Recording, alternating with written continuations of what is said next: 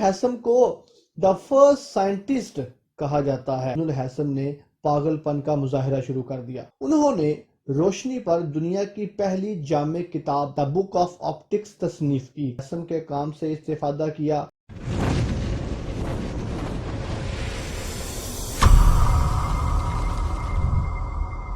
ابن الحسم کہاں پیدا ہوئے؟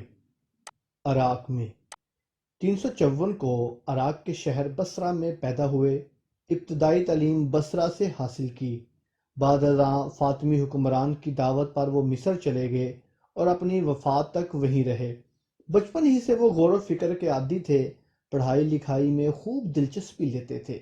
ریاضی، طبیعیات یعنی فزکس میں، میڈیکل، منطق، شاعری، موسیقی اور علم الکلام ان کے پسندیدہ موضوعات تھے۔ ابن الحسم کس دربار کے ساتھ منسلک تھے؟ فاطمی خلافت سے منسلک تھے۔ بصرہ میں پیدا ہوئے اور مصر کے حکمران کی دعوت پر مصر گئے۔ ان دنوں مصر پر دولت فاطمیہ کی حکومت تھی۔ ابن الحسن بھی 1906 میں فاطمی خلافت کے دربار سے منسلک ہو گئے۔ وہ ایک بے لوث اور سچے کھرے انسان اور سائنسدان تھے۔ وہ لوگوں کو بلا معاوضہ یعنی بغیر فیس کے پڑھاتے تھے۔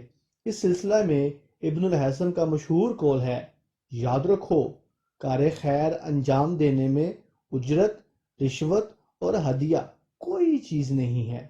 نیکسٹ ایمسیکیوز ہے، ابن الحسم کی بصریات، روشنی کہہ لیں یا فزکس کہہ لیں، بصریات پر شہرہ آفاق کتاب کا نام کیا ہے؟ ڈی آپشن درست ہے، کتاب المناظر۔ انہوں نے روشنی پر دنیا کی پہلی جامع کتاب کتاب المناظر دا بک آف آپٹکس تصنیف کی۔ یہ کتاب ابن الحسم کی 18 سالہ محنت کا خلاصہ ہے۔ اس کتاب میں انہوں نے آنکھوں کے بارے میں جو نظریات 1000 سال پہلے دیے وہ آج بھی صحیح سمجھے جاتے ہیں اور جدید سائنس ان سے فائدہ اٹھا رہی ہے۔ اس کتاب میں انہوں نے لینس کی میگنیفائنگ پاور کی تشریح کی، اپنے خراد پر آتشی شیشے یعنی فائر گلاسز اور اسفیریکل میررز بنائے۔ کنفوکل لینس پر تحقیق اور تجربات سے یورپ میں مائکروسکوپ اور ٹیلیسکوپ کی ایجاد ممکن ہوئی اور اس نظریے کی بنیاد ابن الحسم کے حدبی عدسے تھے۔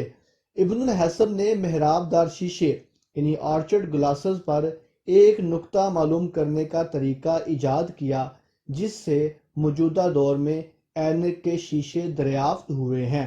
موجودہ دور میں نظر کا کم ہونا یا زیادہ ہونا آج سے ہزاروں سال پہلے ابن الحسم نے اپنی کتاب المناظر دا بک آف آپٹک میں وضاحت فرما دیے تھے۔ کیمرہ اور لینز کس کی ایجاد ہے؟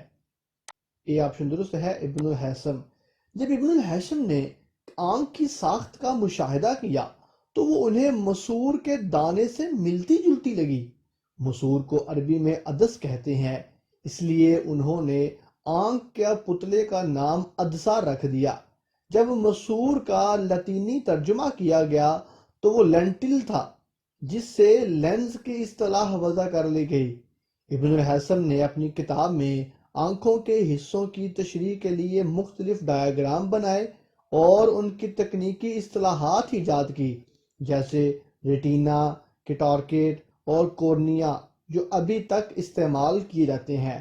دنیا کا سب سے پہلا پن ہول کیمرہ بھی ابن الحسم کی ایجاد ہے۔ ابن الحسم نے ریفریکشن اور ریفلیکشن کے ایسے اصول بتائے جو آج بھی صحیح سمجھے جاتے ہیں۔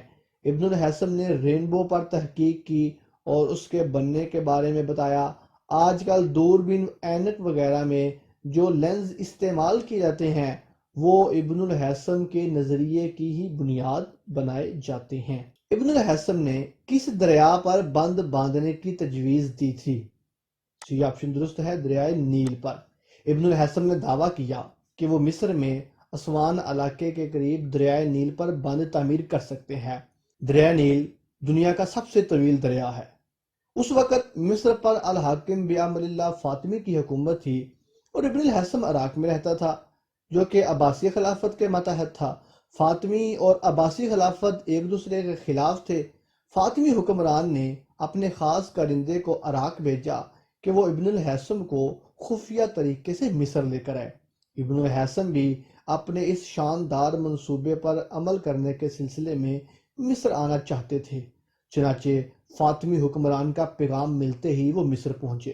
مصر پہنچ کر خلیفہ وقت نے ابن الہیثم کو اپنی کہی گئی بات پورا کرنے کا کہا اور ایک بہت بڑی ٹیم ابن الہیثم کے ساتھ کر دی۔ ابن الہیثم نے دریائے نیل کا سروے شروع کیا، اور جب وہ اسوان تک پہنچا تو اسے اندازہ ہوا کہ اس زمانے میں اس دریا پر ڈیم بنانا تقریباً ناممکن ہے، کیونکہ اس وقت جدید آلات نہیں تھے اور اتنی بڑی ہیوی مشینری کے نہ ہونے کی وجہ سے یہ ڈیم تقریباً ناممکن تھا۔ ابن الہیثم کو اندازہ ہو گیا کہ انہوں نے جلد بازی میں ایک ایسا دعویٰ کر دیا ہے جسے وہ پورا نہیں کر سکتے۔ اب اس کے پاس دو راستے تھے، یا تو ڈیم کی تعمیر شروع کر دیتا اور مکمل ہونے تک ممکن تھا کہ خلیفہ کا انتقال ہو جاتا اور وہ بادشاہ کے غصے سے بچ نکلتا۔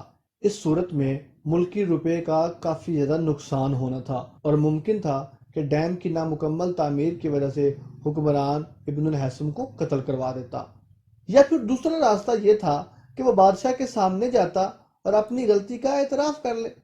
چنانچہ اس نے دوسرا راستہ استعمال کیا اور اس نے الحاکم بامر اللہ فاطمی حکمران کے پاس جا کر معذرت کر لی۔ حکمران نے اس کی معذرت قبول کر لی، لیکن ابن الہیثم حاکم کے غصے اور انتقام کو بخوبی سمجھ چکا تھا، کیونکہ اس نے چند ماہ دربار کے ماحول کا اندازہ لگا لیا تھا۔ اسے یہ ڈر لاحق ہو گیا کہ کہیں اس کی معذرت قبول کرنا کوئی چال نہ ہو۔ چنانچہ ابن الہیثم نے پاگل پن کا مظاہرہ شروع کر دیا اور اس نے اپنے آپ کو پاگل ظاہر کرنا شروع کر دیا۔ حاکم وقت نے اس کی تمام کتب اور آلات ضبط کر لیے اور ابن الہیثم کو سرکاری پاگل خانے میں داخل کرا دیا۔ 1021 عیسوی میں الحاکم بامر اللہ فاطمی حکمران کی وفات ہوئی۔ اس کی وفات کے بعد ابن الہیثم کو رہائی نصیب ہوئی۔ جس جگہ ابن الہیثم نے ڈیم بنانے کا پلان بنایا تھا، آج اسی جگہ مصر کا سب سے بڑا ڈیم یعنی اسوان ڈیم قائم ہے۔ نیکسٹ MCQ ہے، روشنی آنکھ سے نہیں نکلتی بلکہ نظر آنے والی چیز سے نکلتی ہے، یہ نظریہ کس کا ہے؟ درست آپشن ہے بی، ارسطو۔ ابن الہیثم وہ پہلا سائنسدان تھا جنہوں نے درست طور پر بیان کیا کہ ہم چیزیں کیسے دیکھ پاتے ہیں۔ آغاز میں بطلیموس کا نظریہ درست سمجھا جاتا تھا کہ روشنی آنکھ سے نکلتی ہے تب ہی ہم کوئی چیز دیکھ سکتے ہیں۔ ابن الہیثم نے بطلیموس کے نظریات قبول نہیں کیے، انہوں نے روشنی کے حوالے سے اس کے نظریات کی مخالفت کی اور اپنی مشہور کتاب المناظر میں بطلیموس کے نظریات کی تردید کی۔ انہوں نے ثابت کیا کہ روشنی ہماری آنکھ میں داخل ہوتی ہے تو ہم دیکھتے ہیں۔ انہوں نے یہ بھی ثابت کیا کہ شعاع آنکھ سے نہیں بلکہ کسی جسم سے دیکھنے والی کی آنکھ سے ٹکراتی ہے۔ دا فزسٹ اور the father of modern optics کسے کہا جاتا ہے؟ سی آپشن درست ہے، ابن الہیثم۔ سائنس کے مختلف شعبوں میں ابن الہیثم کی 237 تصانیف شمار کی گئی ہیں۔ راجر بیکن اور کیپلر نے ابن الہیثم کے کام سے استفادہ کیا۔